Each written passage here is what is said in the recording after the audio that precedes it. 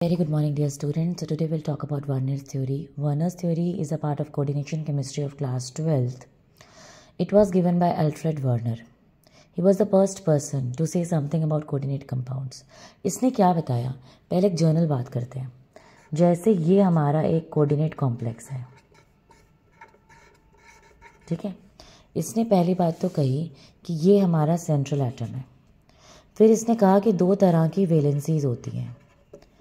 एक होती है प्राइमरी वैलेंसी, एक होती है सेकेंडरी वैलेंसी. प्राइमरी को 1 डिग्री से, सेकेंडरी को 2 डिग्री से रिप्रेजेंट करते थे. प्राइमरी वैलेंसी क्या होती है? सबसे इम्पॉर्टेंट पॉइंट कि ये आयोनाइजेबल होती है, और जो सेकेंडरी वैलेंसी है वो नॉन आयोनाइजेबल होती है.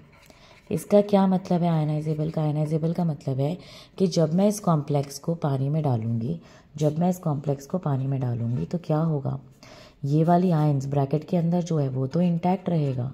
CuNH3 6 एज इट इज़ रहेगा, प्लस ये Cl अलग हो जाएंगे. 3Cl माइनस अलग हुए, टोटल नेगेटिव चार्ज 3 माइनस अलग हुआ, राइट. तो यहाँ पे +3 आ जाएगा. ये है प्राइमरी वैलेंसी, और ये जो है ये आपकी सेकेंडरी वैलेंसी है. क्लियर? ब्रैकेट के बाहर जो होता है प्राइमरी वैलेंसी होती है, ब्रैकेट के अंदर जो होती है वो आपकी सेकेंडरी वैलेंसी होती है.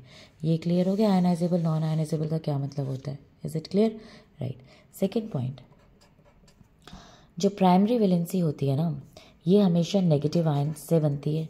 जो सेकेंडरी वैलेंसी होती है ये नेगेटिव आयन भी हो सकती है, या फिर कोई न्यूट्रल लिगेंड भी हो सकता है. जैसे इस केस में ये न्यूट्रल है, NH3 is the neutral ligand, तो यहाँ पे न्यूट्रल लिगेंड सेकेंडरी वैलेंसी का काम कर रहा है. Clear? Primary valency oxidation state को डिटरमाइन करती है, और ये कोऑर्डिनेशन नंबर को. कोऑर्डिनेशन नंबर क्या होता है? The number of ligands attached to the molecule. तो ये 6 है, बिकॉज सेकेंडरी वैलेंसी 6 है, राइट. और प्राइमरी ऑक्सीडेशन स्टेट को जब ये प्राइमरी ऑक्सीडेशन स्टेट को जब ये प्राइमरी वैलेंसी इसमें से निकल गई तभी इस पे आया ना +3 चार्ज, तो it determines the oxidation state. ये बेसिक है, ठीक है, वर्नर्स थ्योरी का. अब थ्योरी सिर्फ यहाँ से तो शुरू नहीं हुई थी. थ्योरी शुरू कहाँ से हुई थी? यहाँ से. इसने बहुत सारे कॉम्प्लेक्सेस बनाए, जैसे COCl3.6NH3, COCl3.5NH3.H2O, COCl3.5NH3, COCl3.4NH3, COCl3.3NH3. Clear? इसने इतने सारे कॉम्प्लेक्सेस लिए. अब इसने इसका कोऑर्डिनेट कॉम्प्लेक्स बनाया. अब आपने कोऑर्डिनेट कॉम्प्लेक्स में क्या पढ़ा कि ब्रैकेट के अंदर सेंट्रल एटम के साथ क्या रहेगा? आपकी न्यूट्रल लिगेंड. नेगेटिव लिगेंड भी रह सकती है. कोबाल्ट का कोऑर्डिनेशन नंबर 6 होता है, 6 लिगेंड होती हैं इसके साथ. तो यहाँ पे NH3 रहेंगी. Cl का तो कोई स्कोप ही नहीं है, बिकॉज 6 के 6 इन्होंने सेटिस्फाई कर लिया. साथ में क्या आ जाएगा? Cl3. इसका स्ट्रक्चर क्या होगा? देखो, CO NH3 कितने हैं? 5. अभी एक और लिगेंड आने की जगह है. इसमें से लें कि इसमें से लें? तो H2O लेंगे, क्योंकि वो न्यूट्रल है, वो बाहर नहीं जा सकता, तो उसको अंदर ही रखना पड़ेगा. क्लियर? इस केस में क्या बनेगा?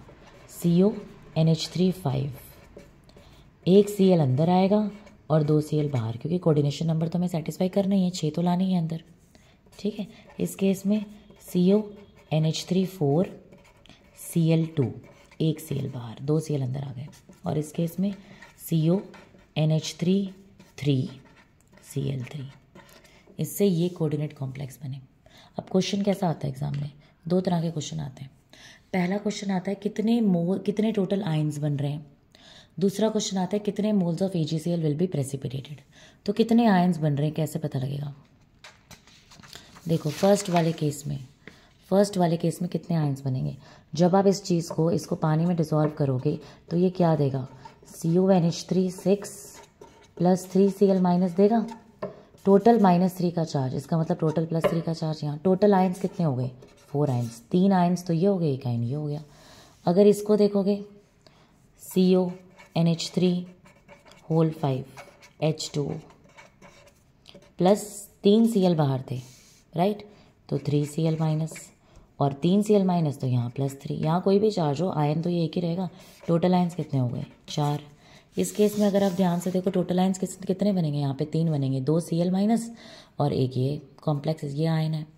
यहाँ पे टोटल आयन्स कितने बनेंगे? 2, एक Cl माइनस और एक ये पूरा आयन। यहाँ पे एक भी आयन नहीं बनेगा, ये न्यूट्रल ही रहेगा। तो एक क्वेश्चन आता है कितने टोटल नंबर ऑफ आयन्स बने, ये आपको समझ आ गया। दूसरा क्वेश्चन आता है कि कितने number of moles of AgNO3 got precipitated. मतलब मेरे पास ये है, ठीक है, इसमें मैंने AgNO3 ऐड किया, एक्वस AgNO3, एक्वस मतलब पानी में डिजोल्व करके AgNO3। अब ये तो स्प्लिट हो गया था ना, ये पानी जैसे ही डला तो ये क्या बन गया? CuNH3 6 + 3 Cl माइनस बन गया। और AgNO3 भी स्प्लिट हो जाएगा Ag प्लस और NO3 माइनस में। अब Ag क्या करेगा? Cl से कंबाइन करेगा, तो जितने Cl होंगे उतने ही AgCl बनेंगे। तो यहाँ पे 3 मोल्स ऑफ AgCl बनेंगे, यहाँ भी 3 Cl हैं तो 3 ही मोल्स ऑफ AgCl बनेंगे। यहाँ पे 2 मोल्स बनेंगे, यहाँ 1 मोल बनेगा और यहाँ 1 भी मोल नहीं बनेगा। Clear? So 2 types of question will come in exam. आपको ये दिया होगा, ये आपको बोलेगा कि इसमें से बताओ टोटल नंबर ऑफ आयन्स कितने हैं और कितने मोल्स ऑफ AgCl प्रेसिपिटेटेड होंगे। तो आपने इससे ये बनाना है, and after that you can figure out. You watch the video 2 to 3 times, then only will get the concept clear. Stay tune in the channel. Bye bye.